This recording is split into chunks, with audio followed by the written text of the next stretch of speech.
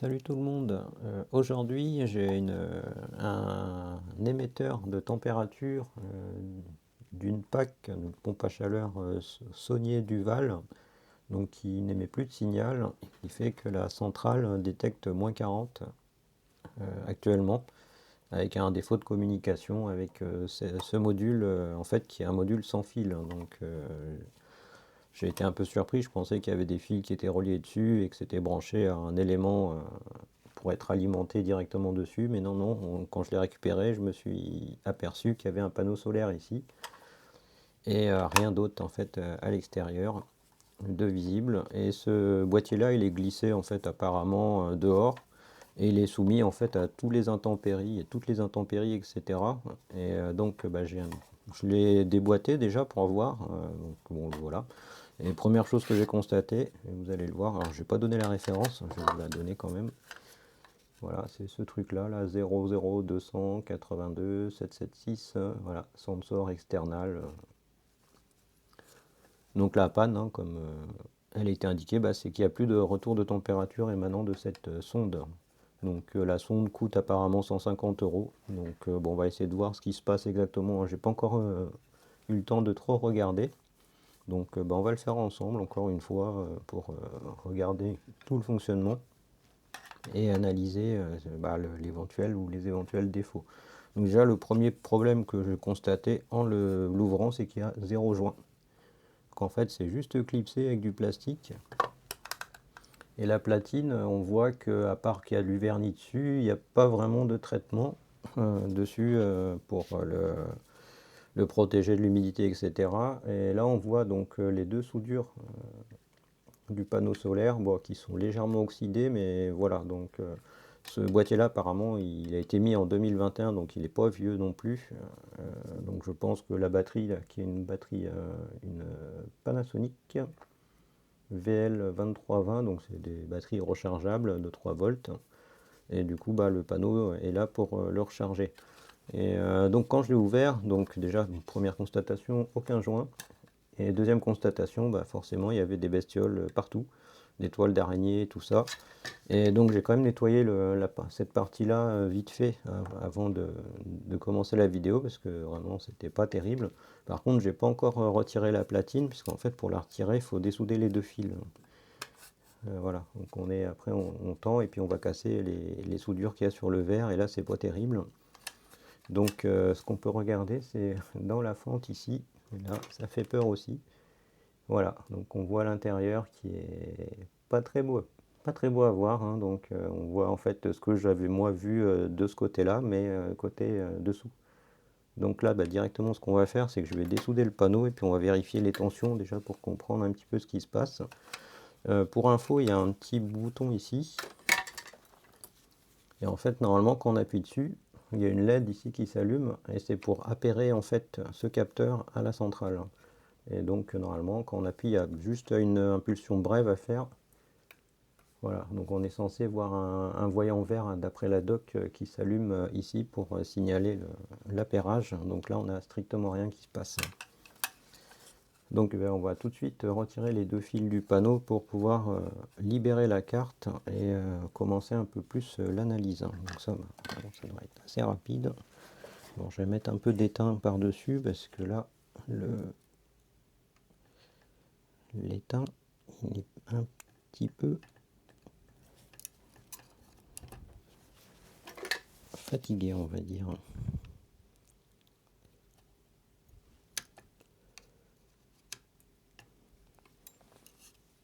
Bon, ils ont bien repéré le plus, donc ça ne devrait pas poser de problème pour retrouver la polarité. Et puis dans tous les cas, le fil est dans l'ordre du montage, donc ça va aller. Voilà. Bon, et ben je pense que là, on va avoir une petite surprise.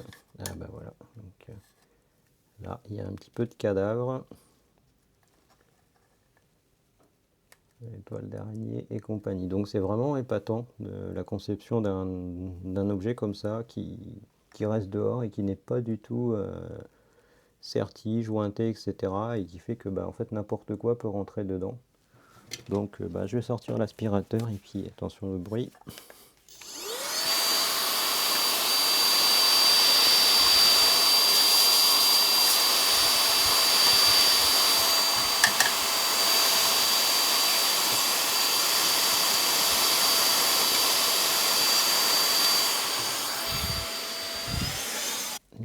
le fond.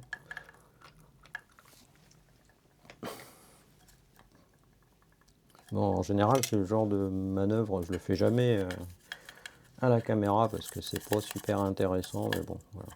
Bon, j'essaierai d'améliorer ça après, mais voilà, donc pour vous montrer un peu déjà les surprises, et puis on le voit aussi au niveau de la vitre qu'il y a beaucoup de, bah ouais, de déchets de bestioles, on va dire, qui est calé dessous, donc il faudra que j'essaye de passer aussi un petit coup ici, donc je le ferai après parce que c'est pas intéressant du tout cette partie-là. Là par contre, ce qui est intéressant à regarder, ça va être le voltage au niveau de la sortie du panneau, déjà pour voir s'il fonctionne toujours. Un truc un peu plus intéressant que de nettoyer l'intérieur. Alors je tiens à préciser aussi, donc je remercie déjà toutes les personnes qui regardent. Bon, j'ai pas beaucoup d'abonnés, mais ça c'est pas du tout. Moi je cours pas derrière tout ça, mais toujours un grand merci aux petits commentaires que j'ai des personnes, soit qui découvrent mon contenu, mes contenus, ou soit qui deviennent maintenant pour certains des habitués, et qui sont toujours satisfaits de mes récapitulatifs ou de mes analyses des appareils, hein. Voilà, sachant que, comme je le disais dans mes descriptions, j'ai pas de script, je suis rien du tout, hein, je le fais en direct vraiment. J'ai pas de tableau ou de prompteur ou je sais pas quoi qui traîne devant moi, hein. C'est les seuls trucs que j'ai devant moi, c'est la même chose que ce que vous avez vous, sauf que j'ai mes appareils en plus autour qui sont hors caméra.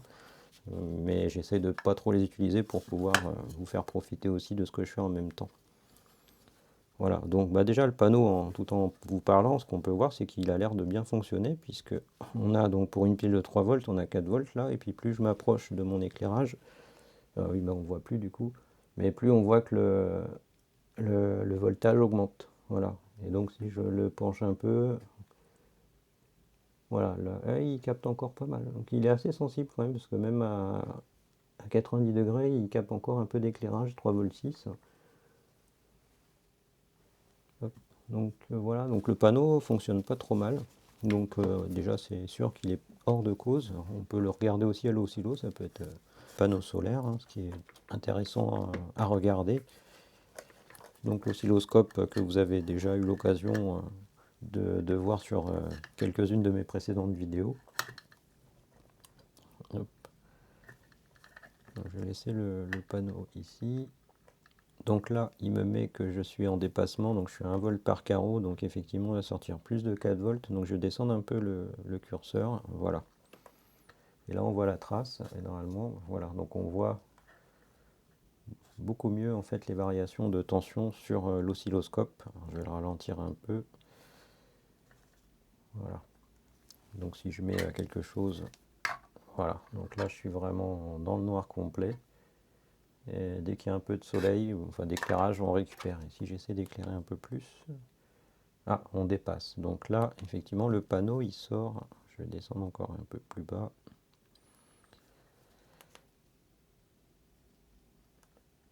Le panneau, il sort 5 volts 8. Voilà, donc c'est vraiment son max au niveau de sa tension. Donc c'est bizarre parce qu'il n'est pas très stable à cette tension-là. Donc je sais pas, c'est peut-être en lien avec des reflets ou autre. Mais en tout cas, il répond bien. C'est le principal. Que ça soit à l'oscilloscope ou au multimètre. Donc déjà, la cause ne vient pas de là. Ensuite, donc au niveau de la batterie, ça y est, maintenant que la platine est libérée, qu'est-ce qu'on peut voir? Donc on voit deux condos donc, qui sont quand même particulièrement gros, c'est des 3300 et qui sont en parallèle. Donc là, il y a quand même 6006 de condensateurs, ce qui est énorme. Et ce qui fait une très grosse réserve d'énergie, hein, parce que là, il n'y a pas de régulation sur ce genre de module, hein. Normalement, je ne pense pas qu'on va trouver une bobine quelconque. Je vais mettre dans le sens là, voilà, comme ça, on est dans le sens du... Ah, c'est un PIC, un 16F 916. En dessous, on voit donc très probablement ce qu'on pourrait appeler le JTAG, hein, donc le module qui permet de programmer le PIC. Et quand on remonte, en fait, on a le circuit qui sert d'antenne là, le circuit d'émission d'antenne. le fameux bouton et la LED elle est là. Voilà, ensuite qu'est-ce qu'on peut voir d'autre? Ah, à moins que ce soit lui le composant qui sert d'antenne. Ah oui, c'est plutôt lui, je me suis trompé. C'est lui qui sert d'antenne. On voit d'ailleurs l'espèce de U ici. Donc c'est lui en fait tout le petit bloc RF. Donc il est annoncé à 868 MHz sur la doc que j'ai regardé vite fait pour savoir justement les fréquences. Et donc là bah, c'est peut-être simplement le régulateur ici, un régulateur pour le panneau solaire en fait, pour ne pas avoir les grosses variations qu'on a sur le panneau. Ici donc bah, sont traités par ce composant là qui doit être le régulateur, donc je ne vois pas la référence là. 71, ouais, bon, je sais pas trop, ça doit être un régulateur. Voilà, donc au final, il n'y a rien de spécial qui permettrait de voir qu'il y a une panne ou autre sur cette platine. Et donc là, bah, maintenant que le bouton est accessible, on voit d'ailleurs des traces de bic, hein, ça c'est pas moi qui les a fait, moi j'ai appuyé tout à l'heure avec le coton, donc ça risquait pas d'être moi. Donc là, bah, c'est sans doute la société de maintenance qui a essayé de le réactiver par ce biais-là.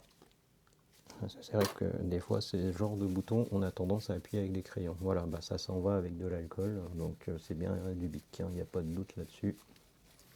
Voilà, donc on voit mieux le bouton. Et donc quand je le manipule, donc il n'y a pas de LED qui s'allume. Et on va vérifier le voltage de la batterie du coup. Et je suppose qu'il est en parallèle avec les condensateurs. Donc les condensateurs, on a les deux moins là, les deux plus là. Donc les deux moins là, est-ce qu'on peut arriver au moins de la pile? J'ai pas l'impression, parce que la pile elle est là et elle est là. C'est bizarre, ou alors ça doit passer peut-être par un autre biais. Et on va mesurer ça tout de suite. Donc la pile qui est annoncée pour 3 volts.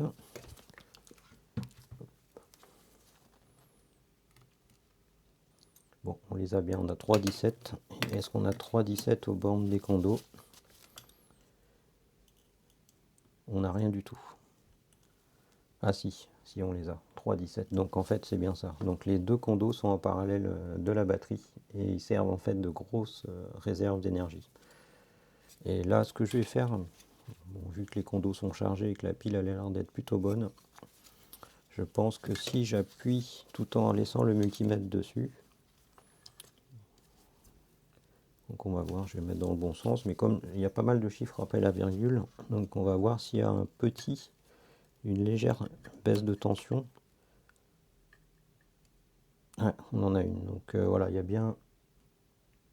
bien une consommation, donc c'est à dire que le bouton fonctionne, hein, même pas, je pourrais aller le passer. Voilà, on a bien 3 volts aux bornes du bouton.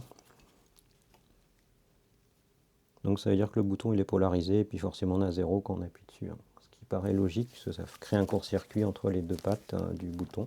Alors les boutons poussoirs ils sont tous câblés, enfin tous ces modèles là ils sont tous câblés, c'est assez simple à retenir. C'est que ça fait en fait quand on regarde la patte là, ça fait une petite ligne comme ça. Et une deuxième petite ligne comme ça, et c'est là-dessus en fait que l'espèce de capsule appuie. Donc en fait, si on mesure entre là et là, bah, c'est un fil, donc on a une continuité. Si on mesure entre là et là, on a la continuité. Par contre, si on mesure entre là et là, bah, c'est là qu'on a le contact en appui. Voilà, donc là, on se retrouve du coup à avoir un problème au niveau du processeur, et le processeur, donc c'est un pic.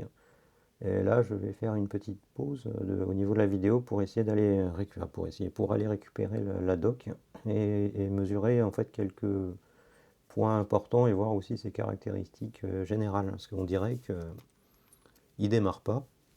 C'est l'impression que ça donne parce que il y a bien le voltage aux bornes du bouton.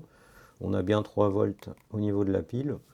Bon, je suppose que s'ils ont pris une pile de 3 volts et comme il n'y a pas de régulateur, a priori, donc c'est que le pic est largement compatible avec ces 3 volts. Donc je vais aller voir ça et puis bah, je vous reprends d'ici, je pense, une dizaine de minutes. Voilà, à tout à l'heure. Bon, voilà, j'ai été récupérer la documentation du pic. Alors, je me suis aperçu que malgré la grosse taille du pic, eh ben, c'est un pic avec toujours les fameuses 35 instructions seules à apprendre. Et pourquoi je précise ça? C'est parce qu'en fait, moi, j'aime bien le pic 12F508 qui a un petit 8 pattes et sur lequel en fait j'ai beaucoup de projets que j'ai développés dessus et qui tournent chez moi, même certains qui tournent H24 et qui fonctionnent d'ailleurs très bien. Moi je programme directement en assembleur, donc du coup j'utilise directement les 35 instructions qui sont présentes. Et j'ai regardé dans le PDF, alors j'ai pas tout sorti, j'ai juste sorti quelques pages qui me paraissaient les plus utiles. Et c'est vraiment les mêmes que le 12F 508, 509 que j'utilise.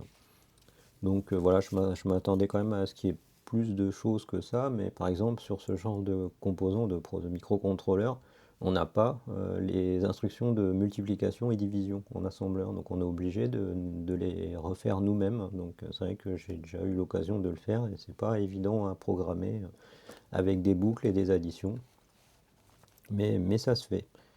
Voilà. Donc au niveau des caractéristiques, donc bon, les fréquences, on va dire, c'est pas forcément intéressant. Là, ce qui m'intéresse, c'est de voir en fait, c'est un pic en technologie nanowatt, donc c'est-à-dire ultra basse consommation. Et ce qui est intéressant de voir, bah, déjà, c'est le voltage à laquelle il fonctionne de manière correcte. Donc ils disent 2 volts, donc il descend extrêmement bas. Étant donné que là, il y a 3 volts d'alimentation, il démarre sans problème. Et même quand la batterie est basse, il continuera toujours à fonctionner ce truc-là. Il faut vraiment descendre en dessous de 2 volts pour que ça ne puisse plus démarrer ou ça plante ou autre. Donc c'est la première info que je voulais vérifier. Et la deuxième, puisque en fait j'ai cherché, comme je disais tout à l'heure, le quartz. Et le quartz en fait c'est donc celui-là qui ressemble en fait au quartz de montre qu'on trouve. Et donc, a priori, dans ce mode-là, si c'est bien ça, on va le vérifier. Et ben en fait, il consomme 11 microampères. Si c'est bien le fameux quartz de 32,768 kHz que vous avez peut-être déjà croisé. Euh, Ça, c'est le gros pic à 40 pattes. Donc, c'est pas celui-là qui nous intéresse. Mais j'ai pas sorti la page uniquement pour le petit 916. Donc, j'ai juste pris les pattes qui m'intéressaient. Je les ai notées vite fait comme ça. Donc 1,14, 15, 28, parce que c'est un 28 pattes. Et là en fait les pattes qui nous intéressent, j'ai regardé, c'est la patte, donc les pattes de masse et d'alimentation, donc 19, 20 et 8. Et les pattes de l'oscillateur, ça j'avais vérifié, parce que c'est un truc que j'avais déjà fait auparavant sur la platine de la télécommande Somfy, vérifier justement que le quartz oscillait bien. Donc on va aussi faire cette vérification là parce que si effectivement le quartz ne démarre pas, bah, le programme ne peut pas se lancer puisque le programme est cyclé en fait sur les périodes du quartz, multiplié par le multiplicateur interne parce qu'évidemment le processeur ne va pas tourner à 32 kHz. Hein. Donc après j'ai imprimé, mais ça c'est plus la partie quartz. Donc on va déjà mesurer la tension qui arrive. Donc au niveau des pattes, bah, j'ai fait un petit repère parce que c'est vrai que le comptage n'est pas forcément évident sur ce genre de choses. Et ce qu'on peut voir du coup, donc si on reprend donc 8, 9, 10 côté gauche, donc la patte 8 qui est là, c'est bien la patte de masse. Parce qu'on voit que ça va sur une grosse pastille, et en fait ça va ici, et puis ça finit sur cette grosse pastille de PCB là. La 9 et la 10, et ben effectivement ça confirme bien ce que je pensais au niveau du quartz. Donc c'est bien les pastilles de quartz. Donc il y a deux pastilles ici sur lesquelles ils auraient pu souder le quartz, et ben en fait non, ils l'ont déporté de l'autre côté. Donc bon bah c'est un peu spécial comme montage. Et c'est bien aussi, comme je pensais tout à l'heure, les condensateurs qu'on retrouve toujours au niveau des deux pattes du quartz. Donc un condo par patte. Donc voilà pour cette partie-là. Et puis donc les deux rails d'alimentation, donc 19 et 20. Donc si on part de 15, je les ai repérés. Donc 15, 16, 17, 18, 19 et 20. Et en fait, donc le 19, c'est la masse. Donc effectivement, on voit que ça va à une grosse piste ici qui fait tout ici. Et le vin, en fait, il va ici, et après il va sans doute de l'autre côté, mais en fait, il y a pile un condensateur en parallèle de ces deux pattes-là, donc c'est forcément un rail d'alim, et on va directement prendre la mesure au banc du con. Donc le plus est ici, et le moins ici. Donc on retrouve bien nos 3,17 V aux bornes de ce condensateur-là, qui est donc relié directement aux pattes que j'ai repérées ici du processeur, du microcontrôleur. Donc ce qui confirme qu'on récupère bien l'alimentation émanant de la pile et des deux gros condos qui sont là aussi. Voilà, donc ensuite ce qu'on va pouvoir vérifier, c'est vérifier justement si on a quelque chose au niveau du quartz. Donc le quartz est là, mais on a aussi les deux pastilles qui sont là. Donc en fait on a un peu de choix pour faire les mesures. Au niveau du quartz, donc là j'avais imprimé, c'était les deux dernières pages que j'avais imprimées pour montrer un peu comment le quartz fonctionne, mais c'est vraiment du coup quelque chose d'assez général. Donc on voit en fait que la patte OSC1, donc qui est la patte 9, la patte OSC2 c'est la 10, je vais le noter ici. Voilà.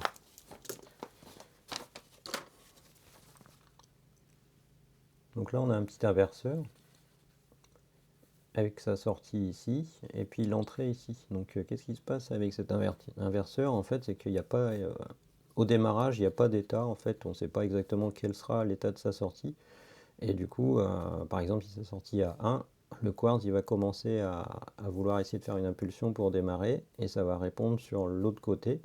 Et en fait, on va créer un système auto-oscillant entre la patte 9 et la patte 10. C'est-à-dire que la patte 10 envoie et la patte 9 reçoit, et à chaque fois l'état est inversé.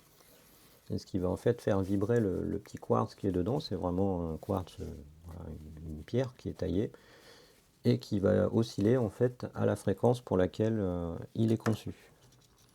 Donc a priori, vu que c'est un quartz qui ressemble à celui d'une montre, à mon avis c'est un 32768 qui est présent ici, donc on devrait pouvoir le voir à l'oscilloscope.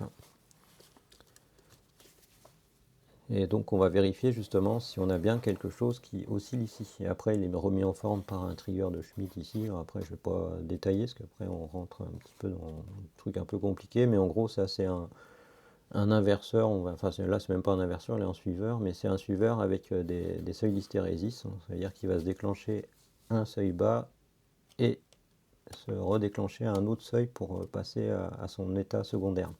Pour éviter d'être en équilibre. Si par exemple il se sur 0 à 1, s'il se déclenchait à 0,5, il serait en train de clignoter. Un peu comme le multimètre, je vous expliquais, pour les bascules entre les virgules. Donc il y a un seuil qui est différent pour basculer au-dessus et basculer en dessous. Parce que si on arrive à une valeur intermédiaire, le multimètre va passer son temps à changer de virgule, en fait, parce qu'il ne sait pas sur lequel se mettre. Donc c'est en fait c'est ce système-là qui est utilisé là. Le fameux trigger de Schmitt avec le cycle d'hystérésis. Voilà. Donc on va mesurer du coup celle qui nous intéresse, c'est la patte de sortie, puisque c'est elle qui nous fournit en fait un voltage, donc c'est la patte 10. Et on devrait avoir en fait un voltage qui oscille, parce que justement, une fois qu'il est en haut, le quartz réagit, il va répondre de l'autre côté, ça va le faire redescendre, le quartz va réagir de l'autre côté, donc ça va refaire remonter, et en fait on va retrouver un signal comme ça, comme on avait vu notamment sur la télécommande Somfy d'une des vidéos précédentes que j'avais effectué le test de quartz. Voilà. Donc là, le mieux, évidemment, c'est pas au multimètre. Au multimètre, on va pas voir grand chose. Lui était parti dormir aussi. Alors.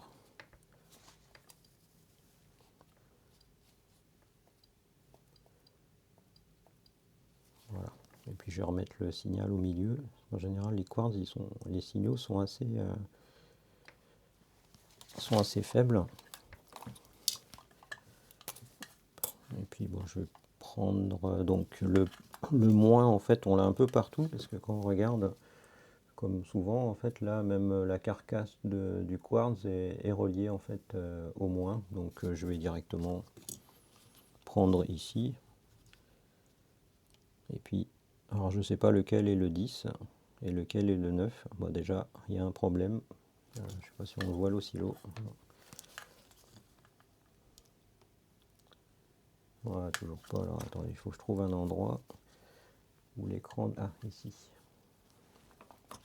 Où l'écran de l'oscillo est visible.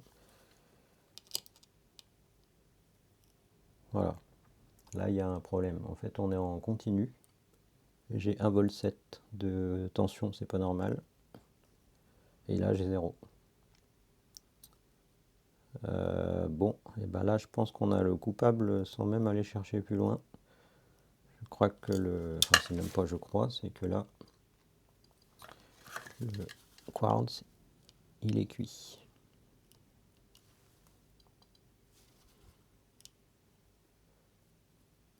Voilà. Là, on devrait avoir une oscillation. Et on n'en a pas du tout. Et si on le voit bien, on ne voit pas bien la caméra. Faut pas encore. Voilà, là. Donc quand je teste entre la carcasse de l'oscillateur, du quartz, et une des pattes, j'ai un signal complètement continu. Et de l'autre, j'ai un signal à 0. Et du coup, ça, on peut le tester au multimètre, puisque il y a 0 variation.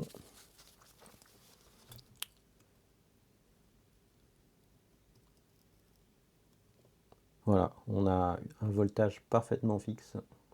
Donc 1,7 V là-bas, 1 V beaucoup plus précis, 686, 62,87. Et là, on a un beau 0 ici.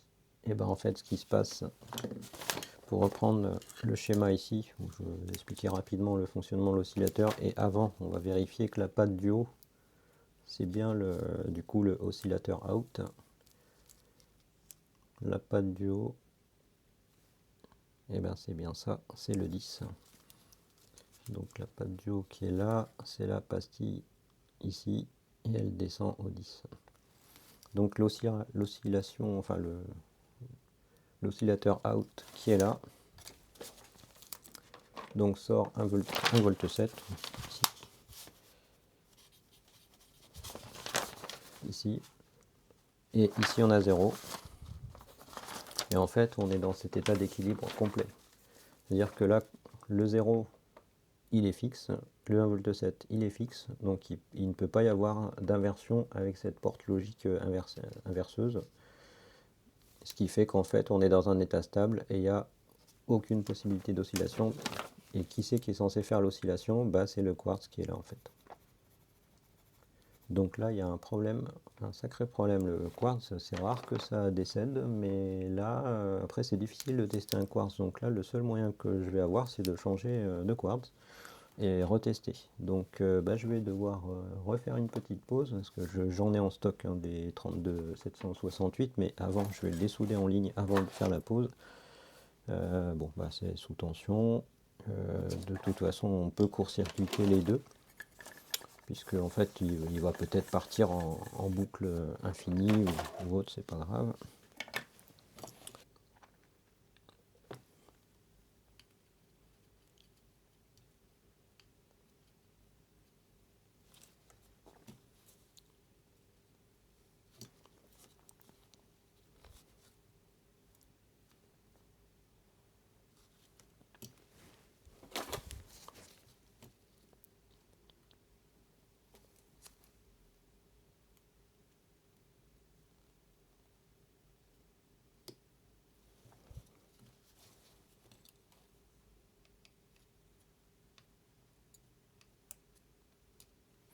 Voilà, donc là je l'ai retiré et puis je vais vous montrer encore une fois.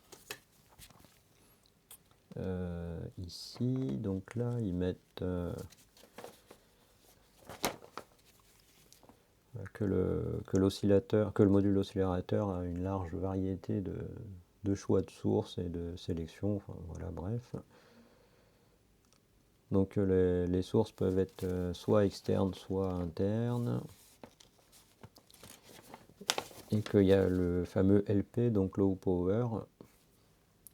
Et le Low Power, en fait, il est là. Donc ils mettent, donc c'est bien un quartz de 32 kHz. Crystal Mode. Qu'est-ce qu'ils mettent d'autre? Tiens là, si. Le low power ici. Voilà, ce mode est fabriqué et conçu pour driver les fameux quartz de 32768 dont je parlais depuis tout à l'heure. Tuning fork, donc voilà, c'est ce truc-là. Type cristal, watch crystal, donc il précise en plus que c'est les cristaux qu'on trouve dans les montres. Voilà, bah c'est vraiment en fait ce paragraphe-là, ça confirme exactement tout ce que j'étais en train d'expliquer tout à l'heure. Donc je vais mettre la vidéo en pause encore une fois et puis je vais aller chercher mon stock de quartz. Donc voilà, du coup j'ai repris mon petit sachet de quartz que j'ai acheté il y a quelques temps. Bon bah vous connaissez hein, le site Mousseur, ou ceux qui connaissent pas, c'est pas du tout du AliExpress ou autre chinoiserie bas de gamme, c'est un vrai site d'électronique. Et je m'étais pris un petit stock de quartz parce que j'avais eu un besoin par rapport à un problème de montre qui se décalait de trop. Du coup 32768. Et voilà, et en fait j'ai sorti la doc vite fait aussi. Elle est un peu grande mais bon. Donc en fait c'est un modèle, c'est pour ça que j'avais choisi ce modèle là, c'est un 5 ppm. Donc ppm c'est quoi? C'est en fait le pourcentage de tolérance du quartz, sauf qu'au lieu d'être à une base 100, donc quand on écrit un pourcentage, en fait on se base sur une base de 100. Par exemple 5%, ça parle à tout le monde. Et bah le ppm c'est million, le M. En fait du coup quand on parle de ppm, en fait on est sur une base 1 million. Voilà, c'est exactement la même chose que le pourcentage, sauf que bah, en fait l'unité est beaucoup plus grande. Ce qui fait que là en fait on a une variation de plus ou moins que le quartz D7 comme ça. Après, bon, l'appareil n'est pas forcément dans des très bonnes conditions parce qu'il est très mal isolé. Hein. Il n'y a pas du tout de joint, il n'y a rien du tout. Il est à l'extérieur. Enfin bref, je plains la platine quand même là. Elle n'est pas dans un super environnement extérieur.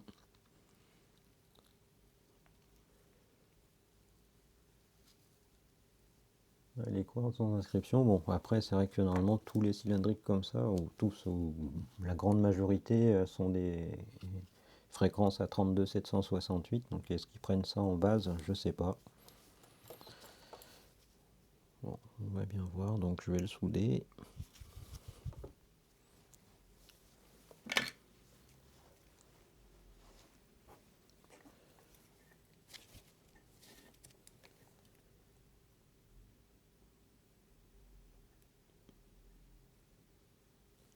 Puis je vais pas tout de suite souder la masse ici. Je ferai ça après ou pas, je sais pas si je vais le faire quand même. Normalement, en fait, comme tout est sous tension actuellement, bah, le processeur, il devrait, enfin, le microcontrôleur, il devrait se lancer. C'est un peu bizarre d'ailleurs voilà, de mettre ça sous tension, mais bon, bah, je vais pas dessouder la pile pour faire ça. Donc voilà, là, il est soudé vite fait comme ça. Donc, lui, low battery, please charge. Bon, on va lui mettre un petit câble.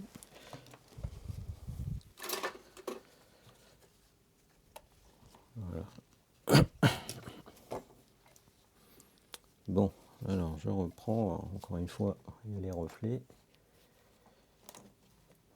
Là, il n'y en a plus. Bon, c'est bon. Donc, eh ben, je vais prendre. J'ai réussi à trouver un moyen de faire. Donc là, moi, je vais enlever le câble. Voilà. On voit la fréquence, 32, voilà. Après, bon, et on voit un beau signal bien stable. Bon, on verra, je pense qu'on a vu le chiffre. En tout cas, on a bien 32 768. Et ben voilà. J'ai même pas besoin d'appuyer, en fait, le voyant vert, il clignote. Je vais éteindre. Voilà.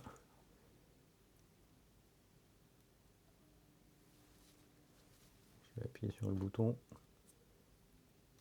Voilà. Et ben ça fonctionne. Donc ce que je vais faire aussi, puisque il y a une autre vérif.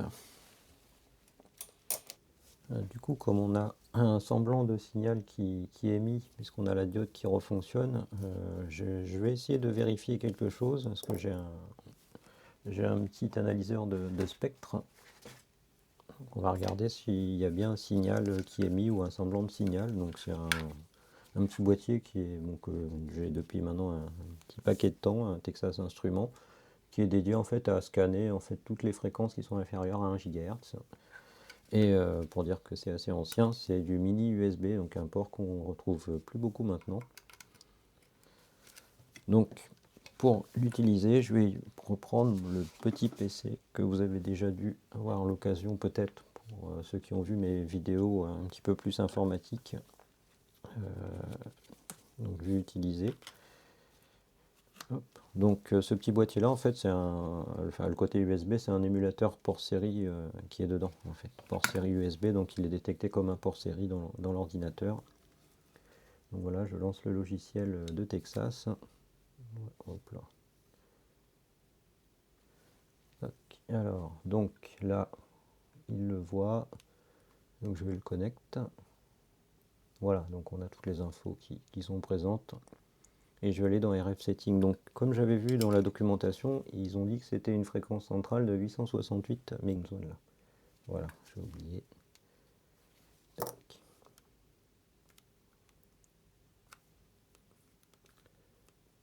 Voilà, et puis de base, en fait, il fait un scan de 2 MHz. Ça veut dire qu'il va balayer de 866 à 870. Voilà, donc là, bah, je vais faire bouton play.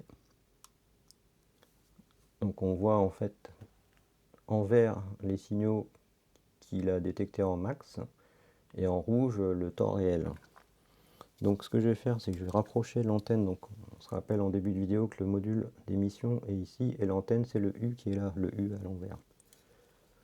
Donc je vais rapprocher là et je vais appuyer dessus. Bah, déjà on a vu qu'il y a un pic. Voilà, bah, effectivement on a bien des infos là qui passent. Donc voilà, donc il transmet bien, voilà, sur les fréquences qu'on voit ici. Donc bah, le module refonctionne en fait. Voilà, donc bah, ça sera tout pour cette vidéo là, parce que bah, ça a été assez long, parce que j'ai tout fait en direct là. Donc je vais recoller, et puis je vais comme d'habitude essayer de couper les morceaux qui me paraissent pas forcément utiles. Et voilà, donc la carte continue à envoyer les trames, donc on voit les créneaux là d'ondes. Donc voilà, donc tout ça pour un quartz. Un quartz HS, alors c'est... Voilà, bon, je pensais pas qu'un quartz pouvait tomber en panne, sachant que c'est vraiment un bout de quartz qui est dedans, qui est taillé. Et plus il est taillé finement, bah, plus le ppm que je vous expliquais tout à l'heure est petit. Donc du coup, bah, ça a un prix d'avoir un ppm petit par rapport à un 20 ppm qu'on trouve de manière très récurrente sur Internet.